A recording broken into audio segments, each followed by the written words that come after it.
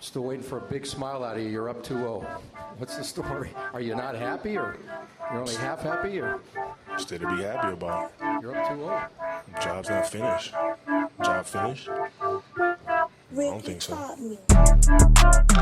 Welcome, ladies and gentlemen, to Rick's Blazin Takes. You could have been anywhere in the world, but you here with me. I appreciate that. So without further ado, let's get right into it. Yo, SimWorld, what's up? What it do? It's Rick Blaze coming to you with another episode of Rick's Blazin Takes. And I want to get right into it. We're watching right now, it's taking place, the 22-23 NBA playoffs. And it's becoming evidently clear that my guy, LeBron James, is probably one game or two away from being eliminated by the Denver Nuggets. Denver Nuggets is a really good team, and I expect them to go to the finals. So I just want to take a few moments to give a little shout out to the King James. Now, I know on Discord we've went back and forth, this and that. I just kind of want to put in a little perspective. So 2003, LeBron James gets drafted by the Cleveland Cavaliers. He's from Cleveland. When he comes into the league, there's a lot of expectation. There's a lot of hype for him, and he's pretty good. At this point in time, I'm not for or against LeBron. I could really care less. I'm not from Cleveland, so it doesn't really make me no big deal. But I do recognize he's pretty good. He plays, he's doing his thing. They win. Again, I'm not a hype machine guy, so when people come in with hype, I don't gravitate towards it immediately. I like to look back and see what's going on because I do anti-hype. I'm not really with the hype. Anyway, he does his thing. And then in the season 2009-2010, something changed. I watched LeBron James, who played for Cleveland at the time, do something that I've never seen a player do before, a professional player do before on live TV. And I watched him quit on his Cleveland team. Now, I'm not going to get into the details.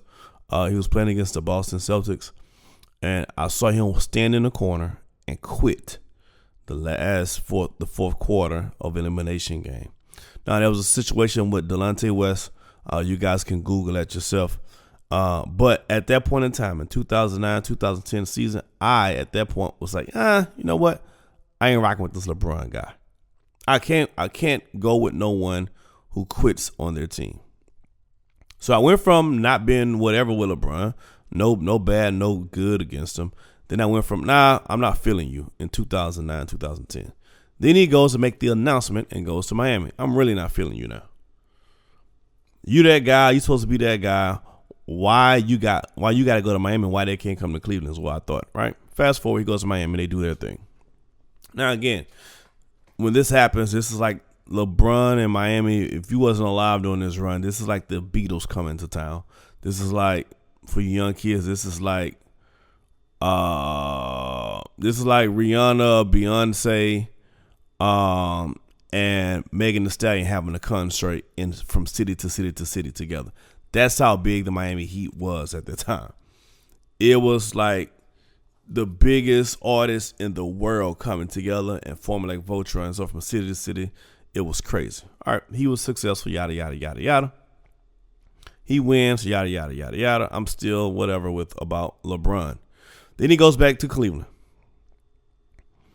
I'm still, again, I'm like, okay, he goes back to Cleveland. So I'm like, all right, well, I'm trying to see what's going on. He learns how to win in Miami. I figure out his plan. He had a plan the whole time. He went to Miami to learn how to be a winner. Pat Riley, the whole organization. Matter of fact, they're showing you in this year's playoffs that they are a top-notch organization. So he learned how to be a winner and how to win. So he goes back to Cleveland to fulfill his destiny of what he said he was going to do was bring Cleveland a championship. Cool. Here's the turning point for me. In 2016, the 15-16 season, the Golden State Warriors gets a regular season record of 73-9. They beat the Michael Jordan Chicago Bulls top record of 72-10. So they will go down as the greatest team in NBA history forever. Unless somebody beats 73-9, I don't think their record would ever be beaten.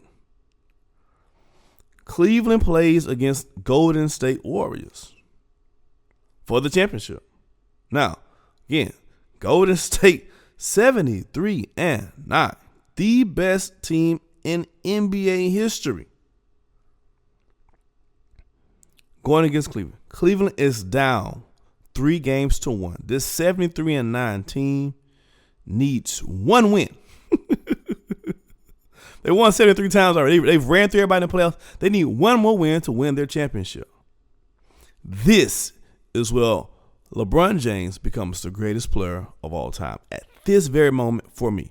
At this point in time, I am a Kobe stan. I've watched Michael Jordan play. I know the impact he had.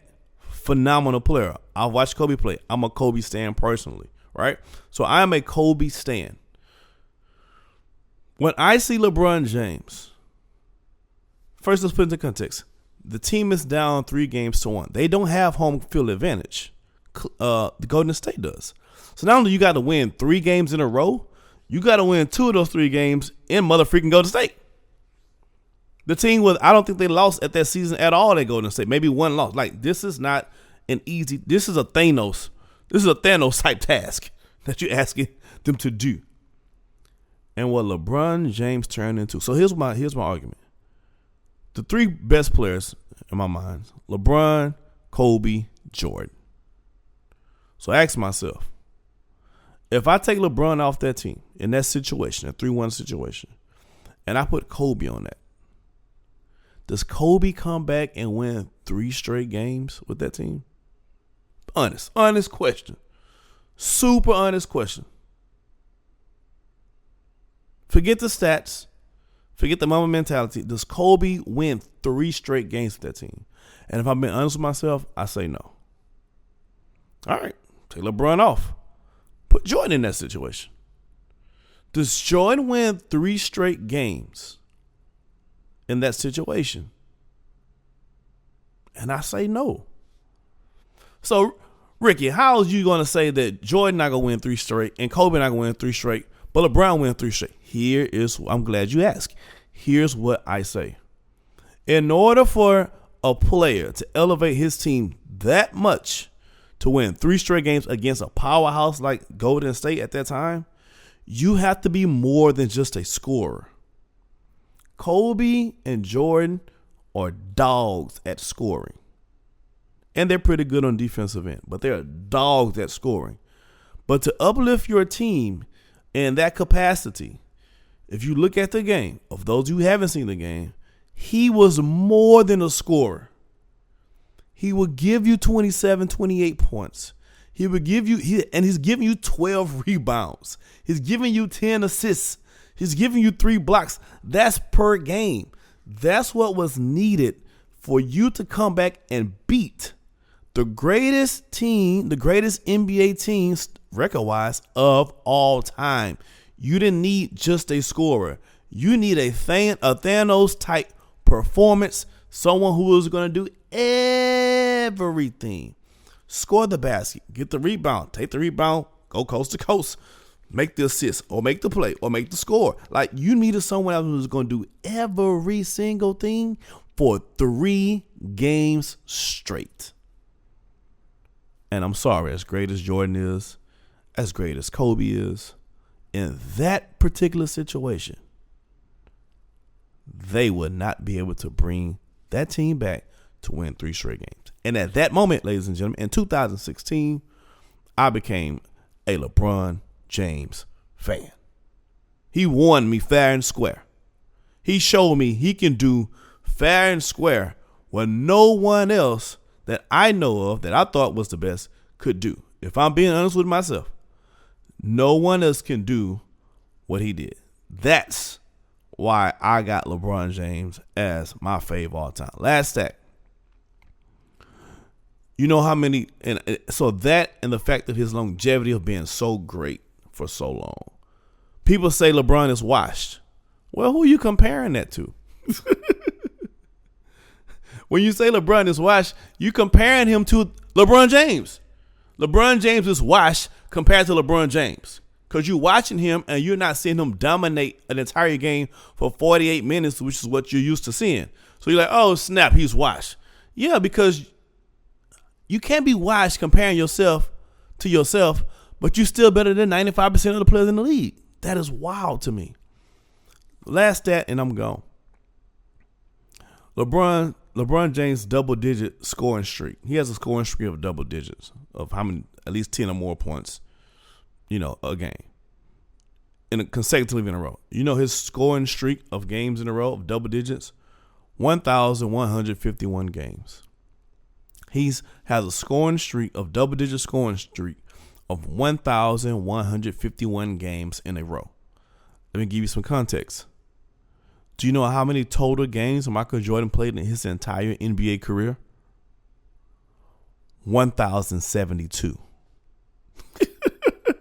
My man LeBron has more double-digit scoring performances than Michael Jordan has ever played games.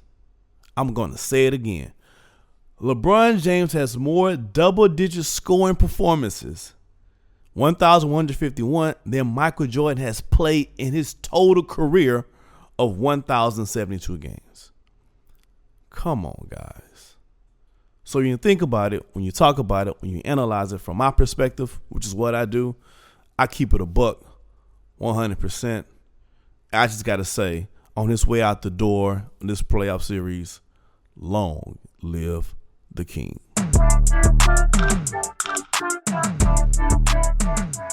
Daddy.